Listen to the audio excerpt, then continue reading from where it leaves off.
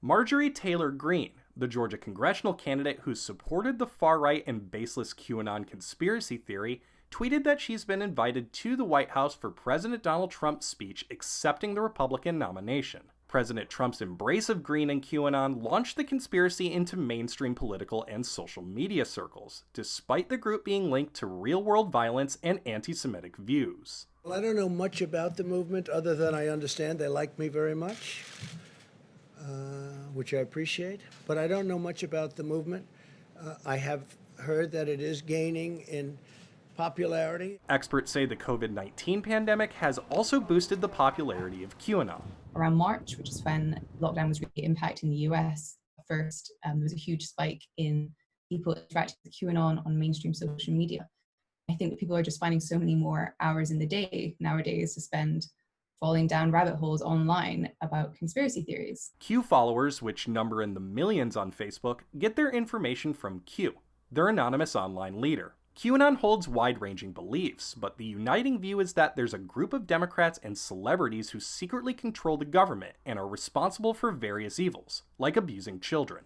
Q says Donald Trump will eventually expose and arrest those involved. Experts told Newsy that at the start of the pandemic, QAnon infiltrated fringe and conspiracy groups and absorbed members as their own, who then spread Q theories. The pandemic has really allowed them to spread online because of the number of anti-masking and anti-shutdown groups that formed, specifically on Facebook. They're very savvy in figuring out the best message, the best way to spread their message, and that is often through tying their interest or their interpretation of Q into other movements.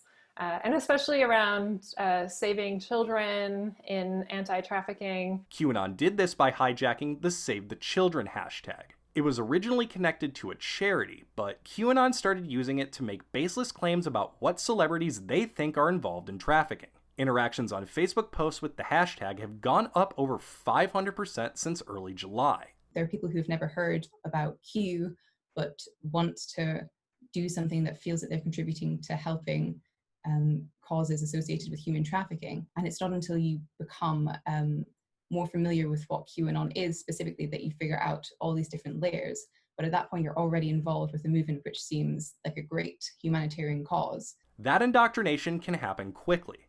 Critics say social media algorithms can lead people down QAnon rabbit holes. The underlying principle of the algorithms is to drive traffic.